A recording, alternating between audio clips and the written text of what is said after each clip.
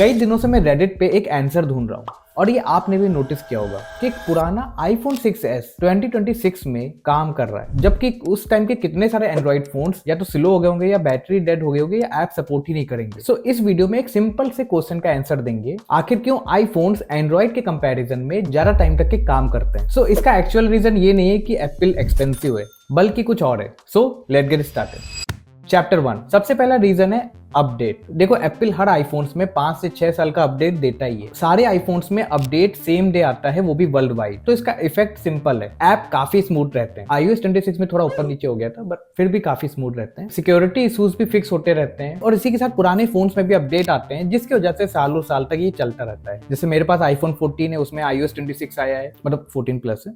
तो पुराने फोन्स भी नए जैसे बिहेव करते रहते हैं। और एंड्रॉइड में ये कंप्लीटली डिफरेंट है। गूगल एंड्रॉइड बनाता है, बट हर कंपनी उसको मॉडिफाई करती है अपने हिसाब से। इसलिए कुछ स्मार्टफोन में 2 साल का अपडेट देखने को मिलता है, कुछ स्मार्टफोन में 4 साल का, और सिर्फ कुछ फ्लैगशिप मॉडल्स में 7 ईयर्स का भी अपडेट देखने को मिलता है। और मिड रेंज और बजट स्मार्टफोन में अब तो 3 साल 4 साल का अपडेट आने लगा है, साथ में सिक्योरिटी अपडेट 6 साल के आने लगता है। बट जब अपडेट रुकता है तो फोन धीरे धीरे खत्म, बाय बाय। और यही नंबर 1 रीजन है कि आईफोन सरवाइव कर पाता है। चैप्टर 2, आईफोन्स की चिप्स एप्पल बनाता है, ऑपरेटिंग सिस्टम एप्पल बनाता है। यानी आईफोन जो है वो काफी कंट्रोल मशीन है, इसलिए हम लोगों को कम रैम में ज्यादा स्मूथ एनिमेशन देखने को मिलता है। सालों बाद भी एनिमेशन काफी स्मूथ रहते हैं, ऐप रिलोड कम होते हैं और परफॉर्मेंस भी बेटर रहती है। और एंड्रॉइड में कई सारे ब्रांड है, कई सारे मॉडल्स हैं, प्रोसेसर रैम सब में अलग अलग होता है, और ऑपरेटिंग सिस्टम को भी अपने हिसाब से सब कंपनीज मॉडिफाई करती है। तो या वहां पे ये चीज देखने को नहीं मिलता है। और रिजल्ट क्या आता है, कंसिस्टेंसी ब्रेक हो जाती है। कोई एंड्रॉइड स्मार्टफोन 4 साल चलता है तो कोई स्मार्टफोन 2 साल। तो आईफोन की जो एजिंग है वो प्रेडिक्टेबल है कि आपको पता चल जाएगा अच्छा अब ये धीरे धीरे खत्म हो रहा है। बट एंड्रॉइड में अनप्रेडिक्टेबल है, यानी वो 4 साल में भी जा सकता है, वो 6 साल भी आराम से चल सकता है, या तो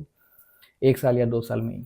और प्रूव मी रॉन्ग, अगर आपके पास एंड्रॉइड स्मार्टफोन है और वो अभी भी बहुत टाइम से चल रहा है तो प्लीज मुझे कमेंट में जरूर बताना। चैप्टर 3, बिल्ड क्वालिटी काफी मैटर करती है। आईफोन जहां एल्यूमिनियम टाइटेनियम फ्रेम्स का यूज करता है, वहीं पे जो एंड्रॉइड स्मार्टफोन है वो फ्लैगशिप मॉडल, उसमें आपको यही एल्यूमिनियम फ्रेम देखने को मिलता है। बट जितने भी एक बजट वाले होते हैं या मिड रेंज होते हैं, ऑफ कोर्स सी बात है, उसमें आपको प्लास्टिक बिल्ड देखने को मिलेगा, और जो कि सही भी, भाई बजट को कट आउट भी तो करना है। सो कहीं पे एंड्रॉइड की बिल्ड क्वालिटी काफी अच्छी होती है, लाइक कई स्मार्टफोन है जिनकी बिल्ड क्वालिटी 1 नंबर है, और कहीं पे बिल्ड क्वालिटी आपको ज्यादा अच्छी देखने को नहीं मिलती, मगर आपको परफॉर्मेंस कैमरा सब कुछ अच्छा देखने को मिलता है। बट वाई, उससे पहले द वाई गाय को सब्सक्राइब कर लो। सो एप्पल यूज करता है एल्यूमिनियम या टाइटेनियम, जैसे मैंने आपको बताया। इसी के साथ स्ट्रॉन्ग ग्लास और ड्यूरेबिलिटी भी काफी अच्छी रहती है। बट ये सबके लिए नहीं होता भाई, कुछ लोगों को आईफोन से दिक्कत होगी क्योंकि ड्यूरेबिलिटी इतनी अच्छी नहीं, कुछ लोगों को लगेगा कि अच्छी रहती है। भाई मेरे साथ हुआ है, तो मेरा फोन कई बार गिरा है, बिना कवर के भी यूज किया हूँ, गिरा है, लेकिन वो बच जाता है, तो touch wood.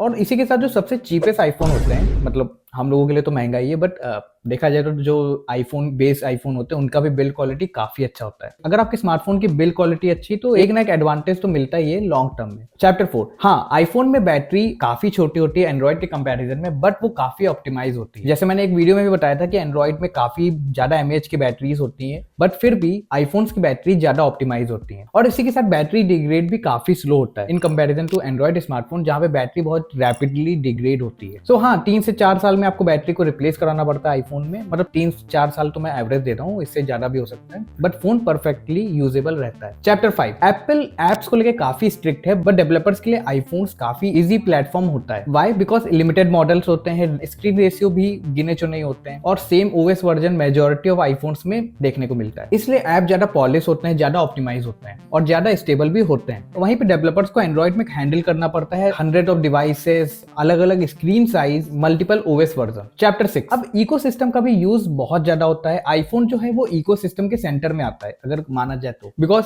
Apple watch, AirPod, Mac integration आप वो आराम से कर सकते हैं आईफोन के साथ। इसी के साथ iMessages, FaceTime, AirDrop काफी स्मूथ चलता है। तो अगर फोन स्लो हो जाए या पुराना हो जाए तो लोग नए आईफोन में स्विच करते हैं या आईफोन को रिपेयर करवाते हैं, बिकॉज उससे उनका वर्क फ्लो डिस्टर्ब नहीं होना चाहिए। और इसीलिए ज्यादातर जो आईफोन यूजर्स होते हैं वो स्विच करते हैं तो वो आईफोन से आईफोन ही में करते हैं, भाई नया लेते हैं, ना कि वो स्विच करते हैं दूसरे ब्रांड पे। बट एंड्रॉइड में फ्रीडम ज्यादा है, आप ब्रांड स्विच आराम से कर सकते हो। इस फ्रीडम का एक साइड इफेक्ट भी है, और ये है कि आप फोन्स को बहुत जल्दी रिप्लेस कर सकते हो, लाइक आप आराम से कोई भी 2-3 साल में फोन बदल सकते हो। चैप्टर 7, आईफोन की रीसेल वैल्यू 50 से 60% होती है 3 से 4 साल में, और वहीं पे एंड्रॉइड की पहले साल ही में 30 से 40% गिर जाती है। अब इससे होता क्या है कि लोग उसको ज्यादा मेंटेन रखते हैं, केसेस लगाते हैं, बैटरी को रिप्लेस करते हैं, रिपेयर करते हैं और एप्पल केयर भी ले लेते हैं। एंड्रॉइड में डिफरेंट चीज है। एंड्रॉइड में क्या है कि मेंटेनेंस कॉस्ट भी कम है और इसी के साथ लोग उसको मेंटेन भी रखते हैं। सबका अपना अपना होता है, बस बहुत लोग नहीं भी रखते हैं वहीं पे, क्योंकि उनको पता है कि रीसेल वैल्यू इतनी मिलेगी नहीं, तो ठीक है इसको यूज करेंगे, मन से यूज करेंगे। तो एंड्रॉइड यूजर्स को पता है कि रीसेल वैल्यू लो हो गई है, तो वो